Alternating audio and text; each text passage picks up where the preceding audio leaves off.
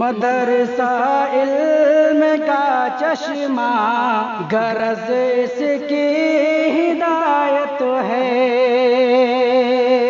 مدرسہ علم کا چشمہ غرض اس کی ہدایت ہے،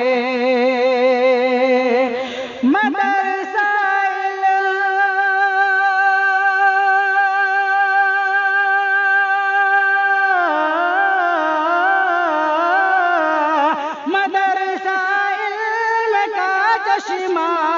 غرض اس کی ہدایت ہے، زمیں بنجر میں گلشن ہے، خدا کی خاص رحمت ہے، زمیں بنجر میں گلشن ہے، خدا کی خاص رحمت ہے۔ السلام علیکم ورحمۃ اللہ وبرکاتہ۔ الحمدللہ وکفا وسلام علی عبادہ الذین اصطفیٰ، اما بعد، وقد قال اللہ تبارک وتعالی فی الکلام المجید والفرقان الحمید، اعوذ باللہ من الشیطان الرجیم، بسم اللہ الرحمن الرحیم، قل هل يستوی الذین یعلمون والذین لا یعلمون، قال النبی صلی اللہ علیہ وسلم عن انس قال قال رسول اللہ صلی اللہ علیہ وسلم، طلب العلم فریضۃ علی کل مسلم و مسلمہ، او کما قال علیہ الصلاۃ والسلام۔ محترم حضرات اور معزز سامعین کرام اور حاضرین مجلس اور فاطمہ اکیڈمی کے تمام طلباء اور طالبات کو میں دل کی گہرائی سے مبارکباد پیش کرتا ہوں کہ آپ لوگوں نے جو یہ پروگرام پیش کیا ہے، یہ انتہائی قابل تعریف ہے کہ ان چھوٹے چھوٹے بچے اور بچیوں کا، ان چھوٹے بچے اور بچیوں کا کھل کر مائک پر آ کر بولنا، یہ بہت بڑی بات ہے کہ انہوں نے جو یہ پروگرام آپ لوگوں کے سامنے پیش کیا ہے، چاہے وہ نعت کی شکل میں ہو، چاہے وہ تقریر کی شکل میں ہو،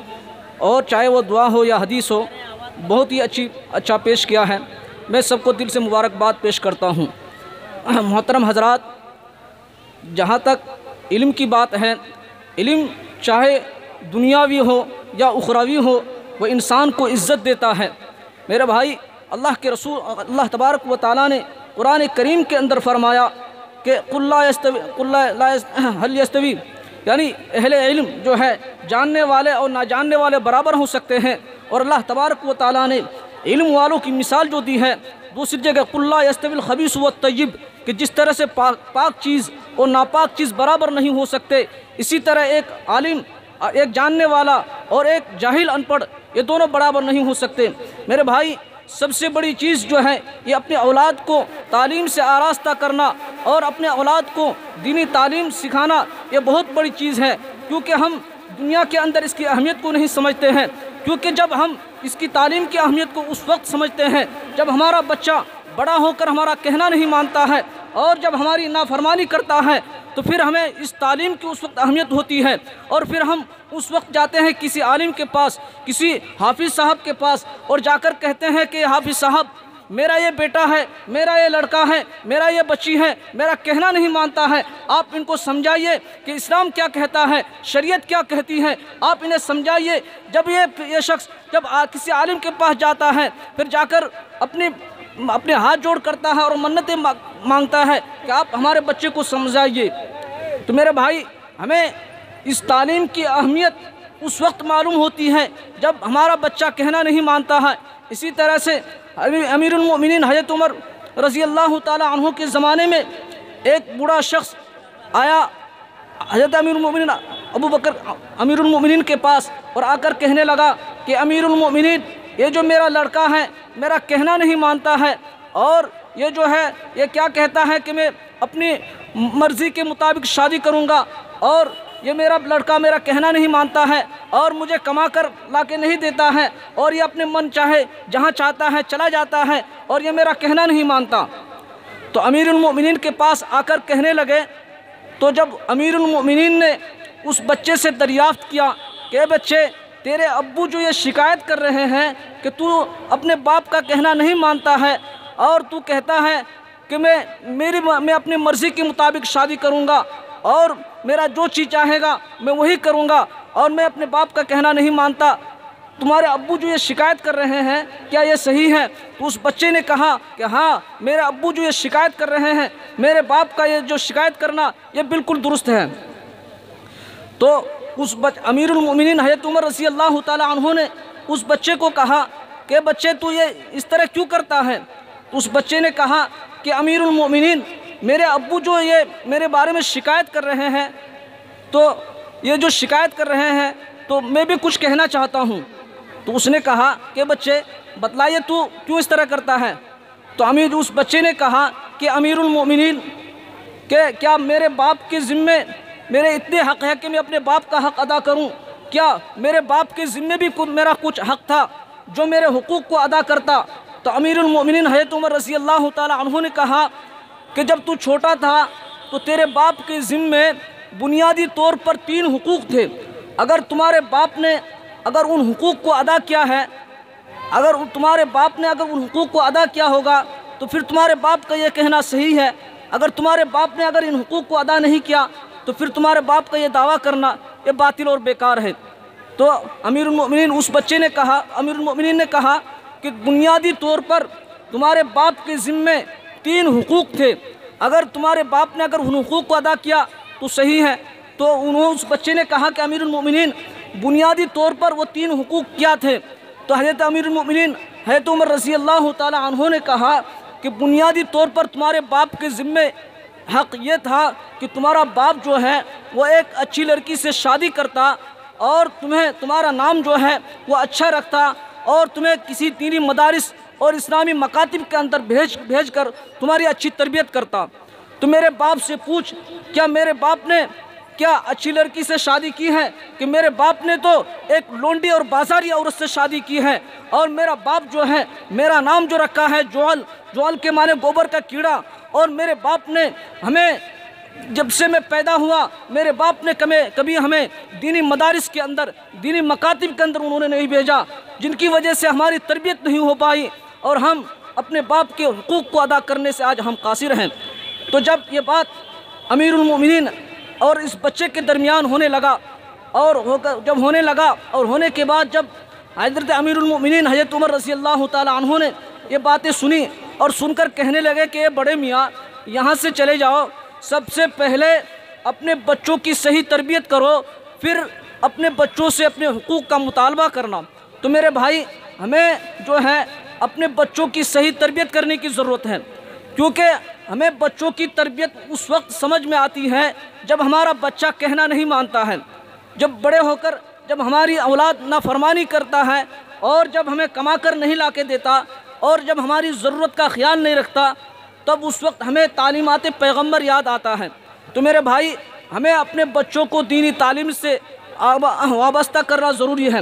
اگر ہم اپنے بچوں کو دینی تعلیم سے وابستہ نہیں کریں گے، پھر یہ بچے آگے چل کر نافرمان ہو جائیں گے، پھر ہمیں اس وقت پچھتاوے کے علاوہ کچھ نہیں ہوگا۔ کیونکہ جس طرح سے آج دنیا کے اندر دنیا کا ماحول جو ہے ہمارے سامنے ہے، کیونکہ ہر آدمی جو ہے اپنی اولاد کی شکایت لے کے پھرتا ہے، کبھی وہاں جا کے شکایت کرتا ہے کہ میرا بیٹا میرا کہنا نہیں مانتا ہے، مجھے دلی جانے کے بعد ہمیں کما کر نہیں دیتا ہے اور ہماری ضرورت کا خیال نہیں کرتا ہے۔ تو میرے بھائی، ہمیں اپنے اولاد کی صحیح تربیت کرنے کی ضرورت ہے، کیونکہ جب ہم بنیادی طور پر اپنے اولاد کی صحیح تربیت کریں گے، پھر یہ بچے بڑے ہو کر ہماری جو ضروریات ہیں، پھر ہماری ضروریات کی یہ خیال رکھیں گے۔ اگر بنیادی طور پر ہم نے ان کے حقوق کو نہیں ادا کیا، پھر آگے چل کر ہم ان سے حقوق کا مطالبہ کریں گے تو یہ بچے پھر ہرگز ہمارے حقوق کو ادا کرنے کے لیے تیار نہیں ہوں گے۔ تو میرے بھائی، کیونکہ ابھی وقت زیادہ نہیں ہے، میں مختصر اپنی بات کو کرتے ہوئے میں اپنی بات کو ختم کرنا چاہتا ہوں۔ تو میں فاطمہ اکیڈمی کے طلباء سے گزارش کروں گا کہ آپ لوگوں نے جو یہ پروگرام پیش کی ہے یہ قابل تعریف ہے۔ میں ان بچوں سے گزارش کروں گا کہ میرے یہ بچے، آپ جو ہیں، آپ کا جو پڑھائی ہے ایک تو یہ کتابوں سے تعلق رکھتا ہے، آپ نے جو یہاں آ کے پیش کی ہے، جب یہاں سے آپ باہر جائیں تو آپ کی جو ہے لوگ جو ہے آپ کی اخلاق کو دیکھیں گے اور آپ کے چلنے کو دیکھیں گے اور آپ کی تربیت، آپ کی جو تربیت ہے یہاں کس طرح سے ہوئی ہے، جب آپ اس چیز کو باہر جا کر اس کا مظاہرہ کریں گے، پھر آپ کو تاکہ آپ یہاں سے باہر جانے کے بعد آپ کا اخلاق، آپ کا کردار اس طرح ہو کہ آپ کے محلے کے لوگ، آپ کے محلے کے اندر جو بڑے لوگ رہتے ہوں، چاہے وہ مکھیا ہو، چاہے سرپنچ ہو، چاہے ممبر ہو، آپ کو دیکھ کر وہ رشک کرتا ہو کہ بچے تو کہاں سے تعلیم حاصل کر کے آیا ہے، تو کس اکیڈمی کے اندر پڑھ کے آیا ہے، آپ ہمیں بتلا دیجئے کہ میں بھی وہاں جا کر اپنے بچوں کی وہاں جا کر میں بھی اپنے بچوں کو تربیت حاصل کرنے کے لیے دوں گا، کیونکہ یہاں سے جانے کے بعد آپ جو یہاں سے جائیں گے، جانے کے بعد آپ سے کوئی نہیں پوچھے گا کہ بچے تو یہ کون سی کتاب پڑھ کے آیا ہے، آپ ہمیں یہ کتاب سنائیے، بلکہ سب سے پہلے آپ کے چلنے کو، آپ کے بیٹھنے کو، آپ کے رہن سہن کو دیکھیں گے۔ تو میرے بھائی، آپ جو یہاں پڑھ رہے ہیں، آپ کے اخلاق اچھے ہونے چاہیے۔ یہاں سے جانے کے بعد آپ کو یہاں اخلاق یہ ہونی چاہیے کہ چلتے پھرتے لوگوں کو سلام کریں، اور گھر کے اندر اگر کوئی گھریلو کوئی جھگڑا والا کوئی معاملہ ہو تو اس کو آپ جو ہے سلجھانے کی کوشش کریں، نہ کہ آپ وہاں جا کے لڑنا شروع کر دیں، کیونکہ بہت بچے جو ہوتے ہیں یہاں سے باہر جانے کے بعد وہ اس قدر شرارت کرتے ہیں، پھر لوگ اس سے متاثر ہوتے ہیں کہ بھائی یہ بچے جو ہیں صحیح تربیت ان کو نہیں ملی ہے۔ تو میرے بھائی، آپ جو یہاں سے جانے کے بعد آپ کی جو تربیت ہے، جس طرح سے آپ یہاں اساتذہ کے سامنے بیٹھ کے رہتے ہیں اور اٹھتے ہیں بیٹھتے ہیں، تو اسی طرح سے